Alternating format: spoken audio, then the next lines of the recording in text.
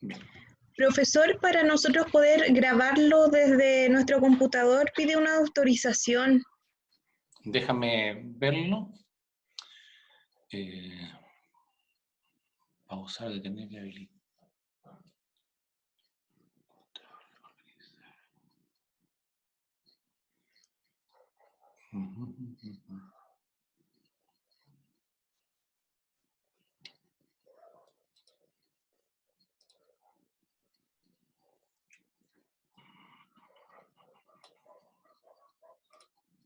Activar, activo el micrófono.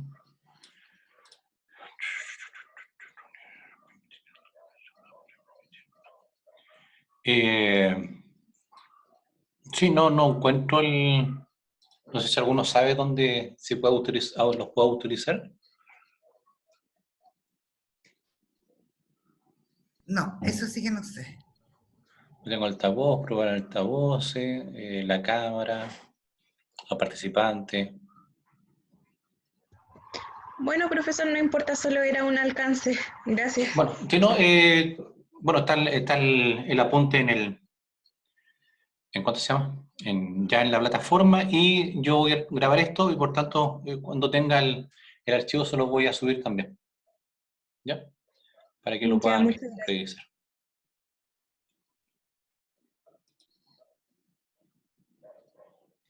Entonces, ya, ahí estamos, me parece. Bien. Si tienen dudas, por favor, activen el micrófono y abren más rápido, o si no, lo pueden, está el chat, lo tengo abierto ahí al costado para que puedan hacer preguntas. Vimos la clase pasada lo que es la definición de macroeconomía y los diferentes campos de aplicación, y estamos en lo que son los problemas macro. Para que lo recuerden, tenemos 4 tipos de problemas a nivel agregado: de desempleo, crecimiento económico, inflación y sector externo.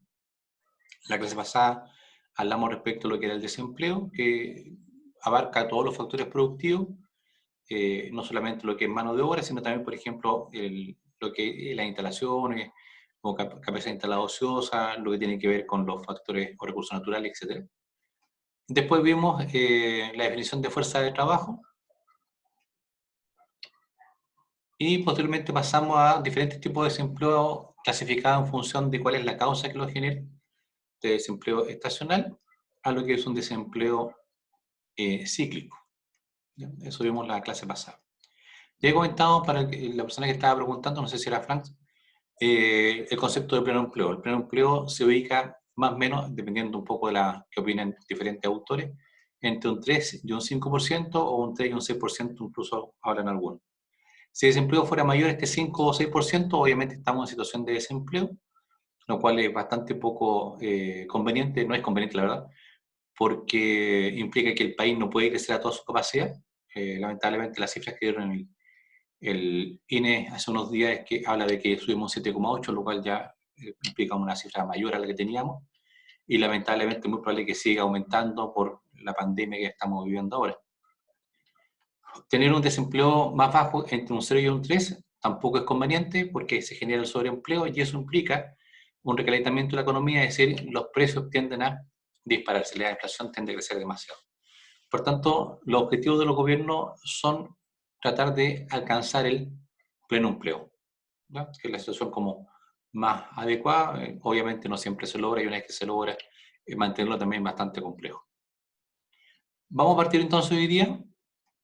Bueno, aquí hay unas cifras de desempleo, por lo menos hasta el 2012. Ahí estamos en comparación con lo que son otros países, al 2016. Y vamos a partir entonces ahora con lo que es el concepto de crecimiento económico.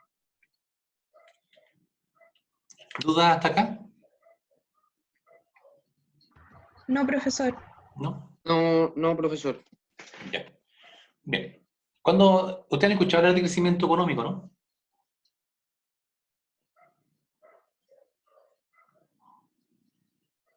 Cuando se habla de la importancia de que el país crezca, ¿a qué se refiere el crecimiento? ¿Qué creen ustedes?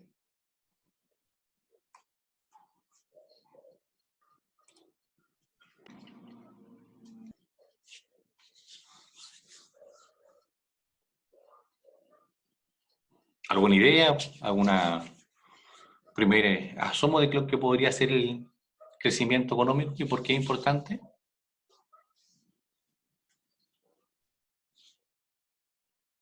Razón elevado al tiempo. Porque entran más recursos al Estado. Ya, entra más recursos del Estado, sí. Sí, mayor crecimiento implica que el Estado puede recaudar más impuestos y por tanto también le ingresan más recursos. Y puede distribuirlo mejor también a las distintas entidades que pertenecen al Estado.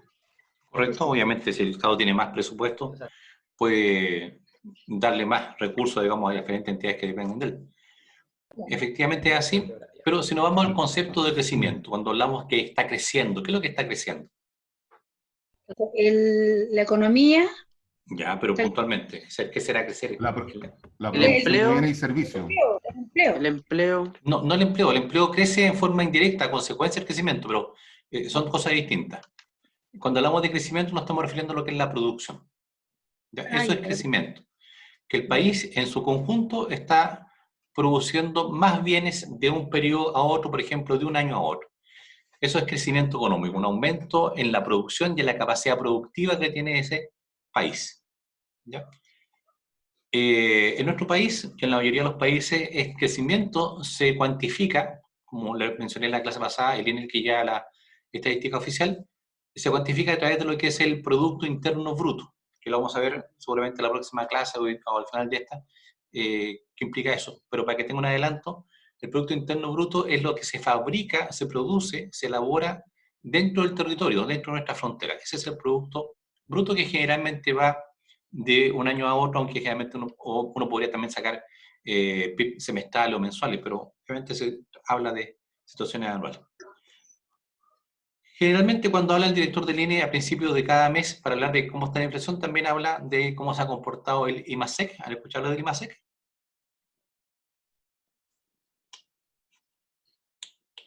¿No? El IMASEC es el índice mensual de actividad económica que nos dice mes a mes cuánto el país está creciendo en comparación con el periodo anterior. Por eso, por ejemplo, se suele hacer la comparación de cuánto creció Chile en marzo respecto de marzo del año pasado, porque son situaciones relativamente similares en términos de cada periodo. Por tanto, tenemos dos formas de medir el crecimiento, en realidad es una sola, pero una a través de hacerlo mensualmente el IMASEC y otra a través del Producto Interno Bruto. ¿Están relacionadas estas dos variables? Sí, obviamente la suma del IMASEC de los 12 meses debería ser coincidente con lo que es el Producto Interno Bruto anual. ¿Ya? Pero eso, así se mide el crecimiento en el país y eso es lo que implica la definición de crecimiento. ¿Se entiende? Sí, profe. Ya.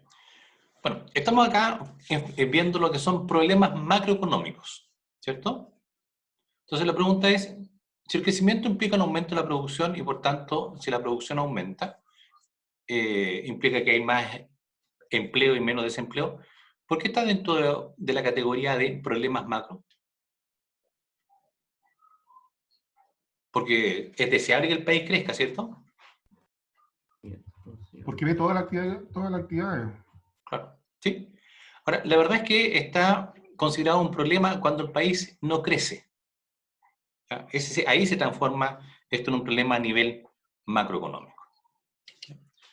Antes de eso, vamos a ver acá, esto salió para el Bicentenario, así que ya tiene 10 años, pero es una buena forma de mostrar cómo Chile ha evolucionado en un periodo extenso de los años 50 hasta 2010. Ahí está, esta información salió en el Mercurio, y pueden ver cuánto es la producción del país medido en términos de miles de millones de dólares. Si fíjate, tenemos el año 50, el país producía 23.000 millones de dólares, hacia el año 63 aumentamos a 33, después en 69 llegamos a 42.000 millones, el año 73, 74, 67, después de una caída fuerte, el año 73 al año 75, bajamos al año 76 solamente a 33.000 millones, después el país siguió creciendo hasta el año 81, después hay una caída fuerte, bajamos hasta el año 85 a solamente a 33.000 millones, lo mismo, digamos, que producía en el año 63, y de ahí el país crece fuertemente desde el año 84-85 hasta el año 97, que incluso superamos los 100.000 millones. Tenemos acá que el año 2008 llegamos a una cifra de 173.000 millones y el 2011 superamos los 214.000 millones de dólares. ¿Recuerdan que yo les conversaba que el país pasaba por ciclos económicos? Bueno, acá tenemos los ciclos económicos, ¿ya? Tenemos lo que se denominan depresiones, ¿ya? Aquí hay una fuerte caída en el año 72 hasta el año 75, ahí se produce la primera crisis por del petróleo a nivel mundial y también malas decisiones tomadas a nivel local. Después el país creció hasta el año 81, tiene una fuerte caída hasta el año 85, prácticamente 4 años, hay una crisis importante ahí que afecta no solamente a Chile, sino que a todo lo que es Latinoamérica. Se plantea, no sé si han escuchado ustedes, que en Latinoamérica, la década del 80 se habla de la década perdida, ¿ya? Porque durante la década de los 80 todos los países decrecieron excepto 2, que fue Chile y Costa Rica. Ahora, si ustedes se fijan acá, del año 84 y 85 tenemos un crecimiento que es el crecimiento más importante que hemos tenido en términos consecutivos, 12 años de crecimiento sobre el 7%, que es cuanto más creció a Chile. El año acá, 98, partimos con la crisis asiática, los países del área orientales, digamos, tuvieron un problema. Nuestra producción, casi un 40% de la producción nuestra se dirigía a esos mercados y nos dejaron de comprar. Los que son más antiguos, digamos, se acordaron que teníamos problemas que nadie nos compraba la fruta y regalaron un montón de fruta en los colegios para que se perdiera. Después el país logró estabilizarse a partir del año 2003 y tuvimos la crisis de la bonos basura el 2008 y volvimos a crecer y ahora nuevamente entramos en una recesión. Está planteado por el Fondo Monetario Internacional que la pandemia va a provocar una de las mayores recesiones a nivel mundial de la última década y posiblemente un poco más, si es que esto se demora más en salir. Entonces, estos son los ciclos económicos. Tenemos ciclos de baja, que se llaman depresión, y ciclos de alta, que se llaman auge. Por tanto, cuando estamos en periodos de auge, cuando el país está creciendo, el desempleo cíclico se contrae, disminuye. Cuando estamos en periodos de caída, llamados recesión inicialmente, después de depresión, tenemos que a nivel de desempleo cíclico aumenta. ¿Se entendió? Sí, profe. ¿Sí? Profesor, Dime. Sí, claro. usted hizo un comentario respecto a la crisis financiera del 2008 y habló de bonos. Los bonos basura. Normalmente, sí, bonos basura. Normalmente en los medios de comunicación se habla del problema del Wall Street. Sí. ¿Está tan relacionado? Porque los bonos fue un problema de Estado más que... No, los bonos son problemas bancarios más que nada, ¿ya? Y obviamente Wall Street, como está el sistema de lo que es los bancos al caer y también caer las empresas, eso hace caer las acciones también de los bancos y de las empresas, por eso se habla también del Wall Street. Lo que pasa es que durante la década del 2000 había bastante dinero circulando. Para tener mayor rentabilidad los bancos necesitaban hacer préstamos y por tanto en algún momento se les da un premio muy grande. Esto es muy simple, pero la realidad es más compleja, pero para que se entienda un poco, se le da bastante incentivo a las personas encargadas de los bancos de colocar préstamos bancarios. Y llegó un momento en que empezaron a prestar dinero para que las personas compraran casa a personas que no tenían capacidad de pagar posteriormente, ¿ya? Por tanto, se fue generando lo que se conoce como estos bonos basura, digamos, que se les da dinero para que las personas compraran casa, pero después se dieron cuenta que esas personas no tenían la capacidad de pagar ese crédito hipotecario, y por tanto, al no pagar, entraban en crisis y obviamente se producen, en la economía de la venta se producen situaciones que son, desde un punto de vista psicológico, o sociológico bien rara, porque se producen corridas y ese tipo de cosas. Entonces todo el mundo se asusta, trata rápidamente de vender las acciones en Wall Street y nadie las compra, por tanto caen y ahí quedan los bancos. Ese más o menos es lo que ocurrió con la crisis de los bonos basura. No sé si queda un poco más claro. ¿Sí, Carlos? Bien. Acá tenemos, aquí voy a mostrar la otra imagen que mencionaba que en el 2011 nosotros pasamos los 200.000 millones. Ahora, ¿cuál es la gracia de eso? De que esta cifra de los 200.000 millones de dólares es como un récord a nivel económico. ¿Ya? Así como están correr los 100 metros en menos de 9 segundos o superar los 5 metros, digamos, en salto con garrocha, son récord deportivos. Desde el punto de vista económico, superar los 200.000 millones es un récord bastante importante. Tenemos acá un conjunto de países que también lo han hecho, hay varios, pero la gran mayoría no. Y Chile, como les decía, lo logra en el 2010-2011. ¿Cuándo creen ustedes que lo logra esto Estados Unidos? ¿Cuándo Estados Unidos logra superar la cifra de los 200.000 millones de dólares? A principios del siglo pasado, 0,76. después de la crisis del 30, Después la crisis. creo. Sí, anda un poco lejos, fue un poquito antes. Fue en 1880. Brasil lo logra el año 66, México el año 66, España 69, Australia 71 y nosotros recién el 2011. Ahora, ¿por qué uno debería estar tan orgulloso de esto y contento? Porque si uno compara las cifras de población, estas no las he actualizado porque son del 2010, Estados Unidos tiene más de 300 millones de habitantes, Brasil superó ya los 200 millones, México tiene más de 125 millones actualmente, España sobre los 50 millones, Australia 20 y tantos millones, y nosotros tenemos recién 18 millones de habitantes. O sea, un país con una población tan pequeña que logre superar este nivel de producción es todo un éxito. ¿Ya? Y por eso se mira en algún momento con bastante atención lo que fue el crecimiento de Chile, la política aplicada por Chile desde los 80, digamos, hasta los años 90, 2000. ¿Sí? Esa es la comparación. Acá tenemos tasa de crecimiento hasta el 2017, aquí habría que actualizarla.